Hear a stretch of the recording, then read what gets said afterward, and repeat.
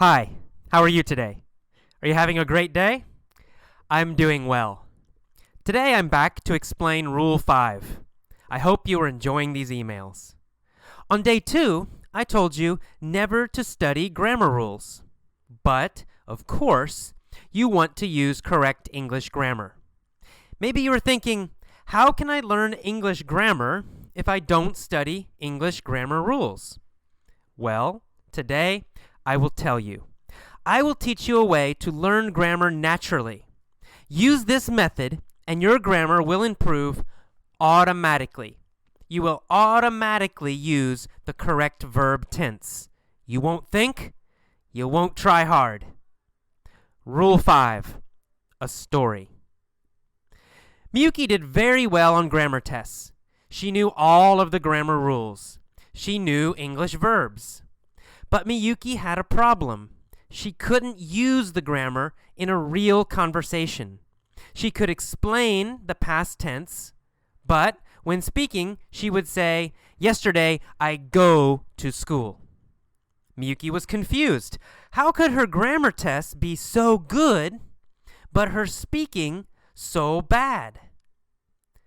Miyuki said, "Before Effortless English, I knew all the grammar rules, but I couldn't speak correctly. I couldn't feel English grammar. After using point of view stories, I feel it and use it correctly. Now my grammar is great when I speak. I never think about it, I just automatically use correct grammar. Thank you, AJ." Miyuki learned this grammar naturally. She never studied grammar rules. How did she do it? First, she listened to a short story in the present tense. She listened to it every day. Then, she listened to the exact same story, but this time it started with 10 years ago. She learned to feel the past tense by listening to this story. Next, I gave her the exact same story. This time it started with since 2004. Miyuki learned to feel the perfect tenses by listening to this story. Finally, I gave her the exact same story, beginning with next year. She learned to feel the future tense simply by listening to this story. Rule 5. Use point of view mini stories. I call these stories point of view mini stories. They are the most powerful way to learn and use English grammar automatically. Use point of view stories for automatic grammar. Use point of view stories for automatic grammar. You must learn grammar by listening to real English. The best way is to listen to the same story told in different times. Points of view. Past, perfect, present, future. How do you do this? Easy. Find a story or article in the present tense. Then, ask your native speaker tutor to write it again in the past, with perfect tenses, and in the future. Finally, ask him to read and record these stories for you. Then you can listen to stories with many different kinds of grammar. You don't need to know the grammar rules. Just listen to the point of view stories, and you will improve grammar automatically. You can also find point of view lessons and use them to learn grammar automatically. It is powerful. It is simple. It is successful. You will succeed. You will use correct grammar naturally and automatically. This is the secret to English grammar. How to learn real English. In the next email, I will tell you how to avoid textbooks and learn only real English. I guarantee you will succeed. Don't quit. You can do it. Have a great day. Good luck with your English learning. AJ Hogue, www effortlessenglishclub.com. Director, Effortless English. بەناوی خوا سڵاو ئازیزان دەست دەکەین بە وەرگێڕان و باسکردنی ڕێسای پێنجەم. Hi, واتە سڵاو. How are you today? ئەمڕۆ چۆنیت؟ Are you having a great day? ڕۆژێکی باشت هەیە؟ I'm doing well. خۆم بەڵێ خۆم باشم. Today, واتە ئەمڕۆ, I'm back to, واتە ئەگەڕێمەوە, explain بۆ ڕوونکردنەوەی Rule 5 ڕێسای پێنجەم. I hope هیواخوازم you are enjoying کە تۆ چێژ وەرگری these emails لەم ئیمەیلانە. On day 2 لە ڕۆژی دووەمە I told you من پێم وتی never to study grammar rules. Never واتە هەرگیز نەکەی study grammar rules ڕێساکانی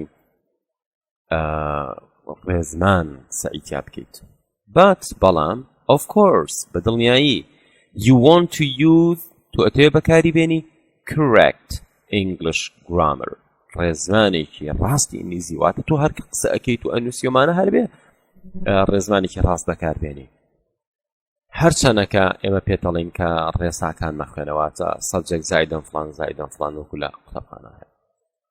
Maybe لەوە ئەچێ you are thinking تۆ وا بیر بکەیتەوە how can I learn English grammar چۆن ئەتوانم فێر ببم learn English grammar ڕێزمانی ئینگلیزی if I don't study English grammar rules ئەگەر بێت و ڕێساکانی ئینگلیزی نەخوێنم. Well ئەم وێڵە پێی ئەڵێن وشەی بۆ پڕکردنەوە واتە تۆ جاری وایە نازانی هە لە کوردیا قسەکەڵی تۆزێک بەو شێوازە درێژیەکەیتەوە یا سەڵێت دەرەوڕێ وێڵیش وایە خۆی وێڵ واتە بە باشی بەڵام هیچ مانایەکی وای نییە. ئینگلیزەکان زۆرجار لە سەرەتا پێشوی قسێ بکەن ئەڵێ well اینجا دەست پێکەم. Well today I will tell you ئەمڕۆ من پێت هەڵێم I will teach you فێرتەکەم a way ڕێگایەک to learn grammar naturally ڕێگایەکە فێرەکەم کە فێری ڕێسای ئینگلیزی ببی بۆ فێربوون ڕێساکانی ئینگلیزی بۆ فێربوون ڕێزمان ئینگلیزی بەچی naturally سروشتی. Use this method ئەم طریقەیە بەکاربێنە and your grammar will improve ئەوە ڕێزمانیشت باش ئەبێ automatically بە شێوازێکی ئۆتۆماتیکی. You will automatically use the correct verb tense تۆ بە شێوەیەکی ئۆتۆماتیکی بەکاریهێنی correct verb tense واتە زەمەنی دروستی کردارەکە. بۆ نمونە لە شوێنێکا پێویستە تۆ بڵێ خواردم نەڵێ دەم خوارد نەڵێ ئەخۆم بەو شێوازە واتە زەمەنی فعلەکە کاتی فعلەکە بەڕاستی بەکاربێنی. You won't think ئەمە will not ئەبێ بە won't تێبینیکە will not ئەبێ بە won't. You won't think واتە تۆ وا بیر ناکەیتەوە. You won't try واتە هەوڵ نایی واتە تۆ ئیتر بیر ناکەیتەوە هەوڵ نایی ڕاستەوخۆ کردداری کاتی کردارەکە بە دروستی بەکارێنی. Rule 5 ڕێسای پێنجەم a story چیرۆکێک. Miyuki did very well on grammar tests. Miyuki زۆر باشە بوو لە ڕێزمان لە تاقیکردنەوەکانی ڕێزماندا. She knew ئەیزانی all of the grammar rules هەموو یاساکان ڕێساکانی ڕێزمانی دەزانی. She knew دەیزانی English verbs واتە هەموو فعلەکانیشی دەزانی. But Miyuki had a problem. بەڵام Miyuki گرفتێکی هەبوو. She couldn't use the grammar in a real conversation. She couldn't واتە نەیەتوانی use بەکاری بێنێ the grammar ڕێزمان in a real conversation لە گفتوگۆی ڕاستەقینە. She could explain the past tense. ئەو ئەیتوانی ڕوونی بکاتەوە زەمەنی ڕابردوو. But when speaking بەڵام کاتێکە قسەیە کرد she would say ئەیوت Yesterday I go to school. دوێنێ ئەچم بۆ قوتابخانە. واتە لەولاوە هەموو ڕێزمانی زانیوە بەڵام لە کاتی لە مووقیفی ڕاستەقینە کە قسەکە لە جاتی بڵێ دوێنێ Yesterday I went to school وتوێتی چی؟ Yesterday I go to school. دوێنێ ئەچم بۆ قوتابخانە لە جاتی بڵێ دوێنێ ڕۆشتم بۆ قوتابخانە. Miyuki was confused. Miyuki شڵەژا بوو. How could her grammar tests be so good? چۆن ئەکرێ تێستەکانی ڕێزمانی ئەوەندە باش بێ but her speaking so bad. بەڵام قسەکردنیشی ئەوەندە خراپە. Miyuki said. Miyuki وتی. Before effortless English, پێش پرۆگرامی effortless English, I knew من دەمزانی all the grammar rules هەموو ڕێساکان و هەموو ڕێزمانی ڕێزمان.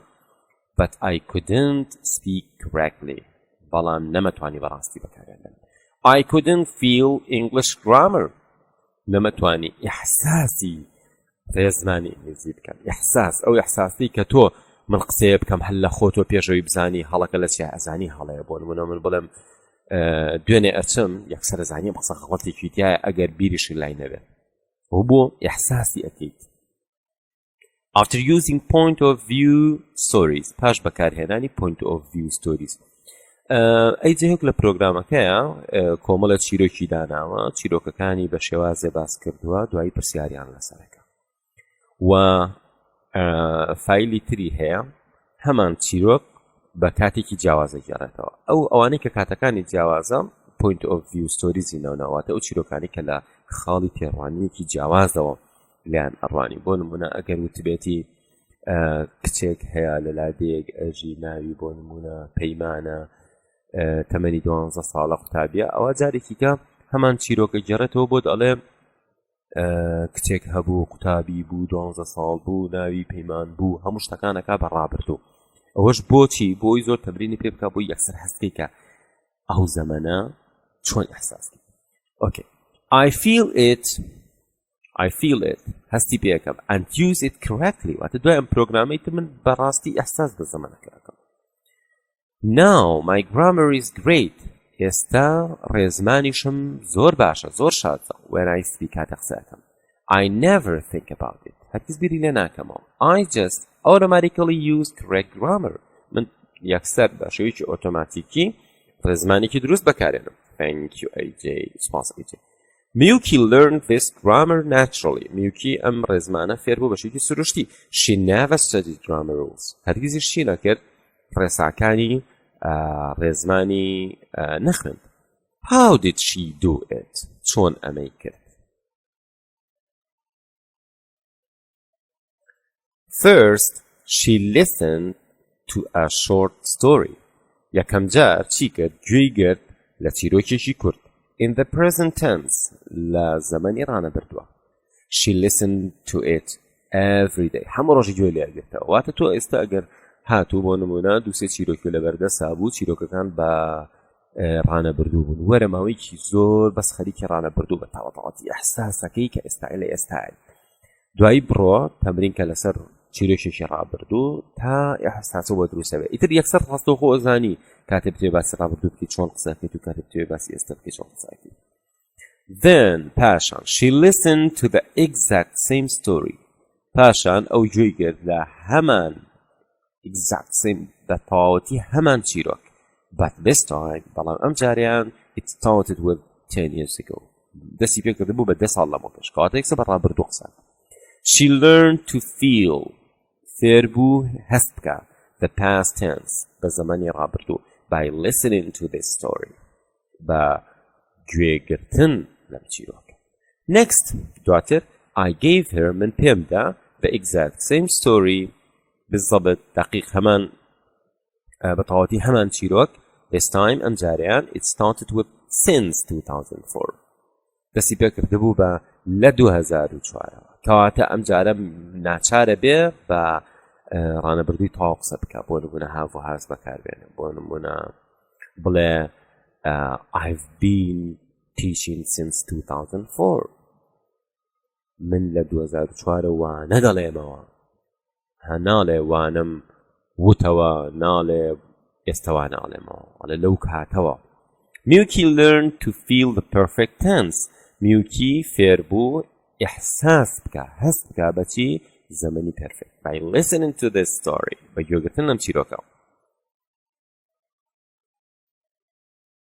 Finally, لە کۆتاییە I gave her the exact same story. من هەمان چیرۆکم بەتەواوی پێیەوە بە دەقیق هەمان چیرۆک beginning with next year. ئەم جارە بە ساڵی ئایندە دەست پێکردم بۆی فێری ئایندە ببێ.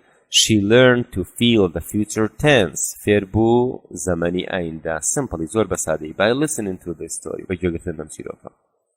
Rule 5 یاسای پێنجەم Use point of view mini stories. کورتە چیرۆکەکانی خاڵی تێڕوانین بەکاربێن. I call these stories من بەم چیرۆکانە ئەڵێم point of view mini stories. واتە چیرۆکە بچکۆلەکانی خاڵی تێڕوانی. They are the most powerful way. ئەمانە بەهێزترین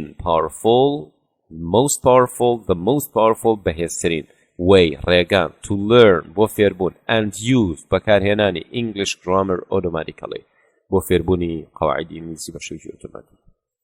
Use point of view stories for automatic grammar. چیرۆکانی خاڵی تێڕوانین بەکاربێنە بۆ گرامەرێکی ئۆتۆماتیکی ڕێزمانێکی ئۆتۆماتیکی. Use point of view stories for automatic grammar. You must learn grammar. ئەبێ فێری ڕێزمان ببی by listening to real English. بە گوێگرتن لە ئینگلیزیکی ڕاستەقینە. The best way باشترین ڕێگا is to listen to the same story. ئەوەیە گوێ لە هەمان چیرۆک بگریتەوە. Told in different times. کەوترا بێتەوە بە کاتی جیاواز. Point of view مەبەستی ئەوەیە. Past ڕابردوو perfect تەواو present ڕانەبردوو future ئایندە. How do you do this? چۆن ئەمە ئەکەیت؟ Easy ئاسانە. Find a story چیرۆکێ بدۆزەرەوە or article یان مەقالەیەک in the present tense کاتی ڕانەبردوو. Then پاشان ask your native speaker tutor.